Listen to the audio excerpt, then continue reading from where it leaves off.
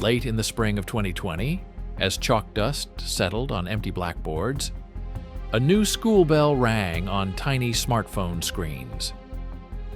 TikTok's Learn on TikTok hashtag initiative, fueled by a $50 million fund, empowered over 800 educators to capture their wisdom in 15-second reels.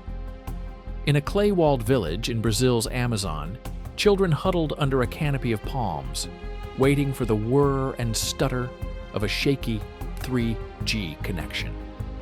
When the deforestation animation finally loaded, their eyes widened at the swirling red bars rising over a pixelated map.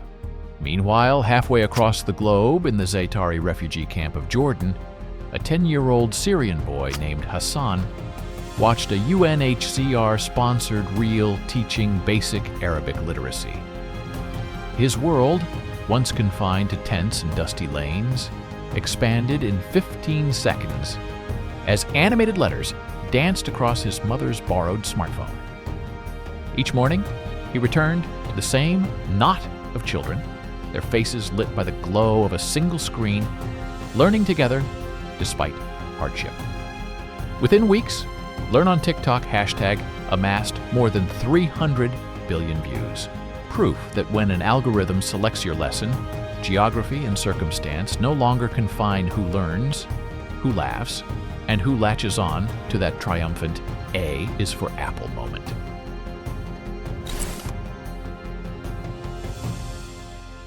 This new classroom has no doors, no bells, no boundaries. It's what I call the real nation, a vast digital commons woven from 15-second stories.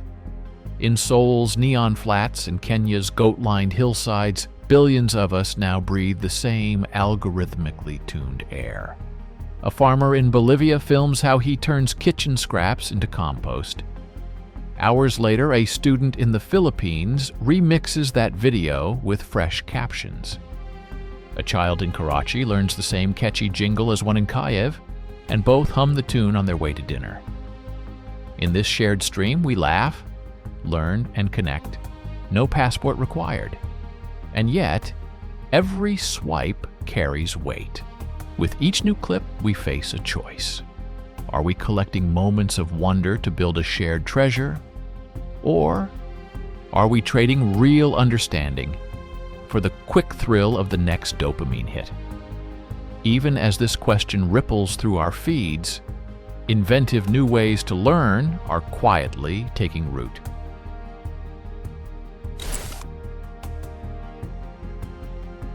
Not long ago, people could focus on a single task for 12 seconds on average. By 2015, that had fallen to 8, less than a goldfish's mythical span. Today, after endless short video binges, our minds dart from clip to clip like hummingbirds among flowers, eager for the next burst of color or sound. Reading a long article now feels like slogging through molasses. Listening to a symphony can seem too slow. Instead of diving deep into a subject, we skim headlines and swipe on. 15 seconds, then another. Click, swipe, gone. A lifetime of ideas broken into bites. Yet these same quick clips can be life-saving.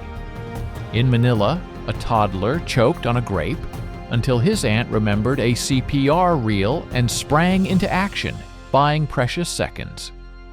Conversely, in rural Indonesia, a viral reel claiming steam cures pneumonia led one mother to delay real treatment with tragic results. As our attention fragments, new learning methods are emerging to help us pause and learn deeply when it truly matters.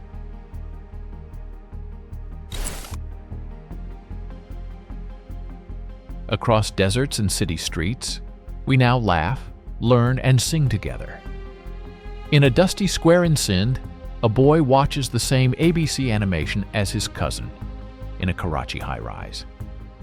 They speak different dialects, live very different lives, yet they share that smile at the same frame. This shared moment is powerful, but it can wash away local traditions too quickly. Stories that once unfolded over 9 minutes folk songs, ancestral proverbs, temple dances. Resist the 15-second spotlight. If we never slow down for these longer tales, they risk fading into a uniform blur of jingle and motion. The good news is that some communities are finding a way to preserve both the global and the local. They're weaving micro clips and macro rituals together, ensuring that fast reels don't erase the depth of centuries-old traditions. But this effort requires conscious choices from creators and viewers alike. In the high Andes, village elders have begun crafting reel journeys, 3-minute tapestries that link short clips of traditional dance into a single flowing story. Every step, every costume detail, every drum beat is honored, yet the format stays friendly to today's attention spans. Down on the Ghanaian coast, storytellers go live each evening, sharing family legends that no single swipe could contain. Viewers comment, ask questions, and even join in with their own memories, turning a quick scroll into a shared ceremony of listening and remembering. Teachers everywhere now use reels as springboards. Watch a 15-second chemistry demo, then mix vinegar and baking soda in your kitchen before returning for the next lesson. These built-in pauses spark hands-on curiosity and then feed it with deeper understanding, blending the quick spark of microlearning with the lasting glow of macro insight.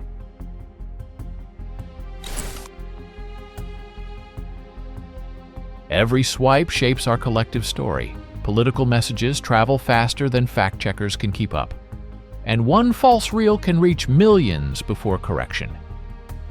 In Nepal, a mistaken video on earthquake safety spread panic before a reliable update arrived, an aftershock of confusion and fear. Some platforms now tag longer videos as deep dives or gently prompt us toward them after a streak of quick hits.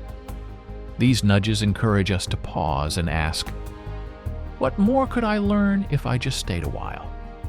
Each swipe becomes an act of curation, a choice to add depth or to flick past. The algorithm watches. It learns from our habits and shapes what we see next. When billions swipe together, entire worldviews can shift in moments. That power demands responsibility from the platforms that design the feeds and from each of us who decides where our attention goes.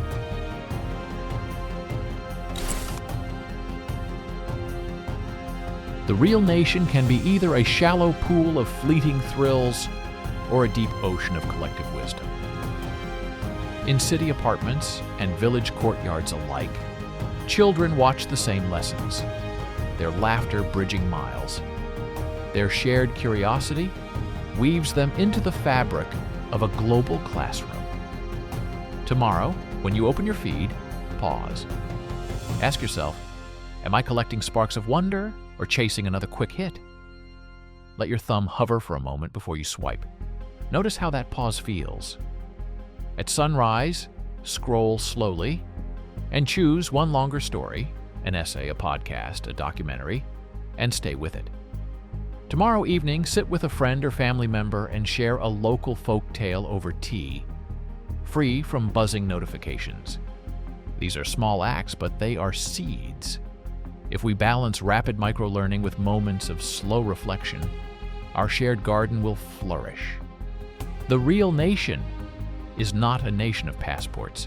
It's a nation of pixels, swipes, and stories, not formed by war or colonization, but by curiosity, comedy, crisis, and creativity. Because the greatest reel of all is still unwritten, and it's ours to create frame by frame, story by story, heart to heart. To be everywhere is to be nowhere. Lucius Annius Seneca.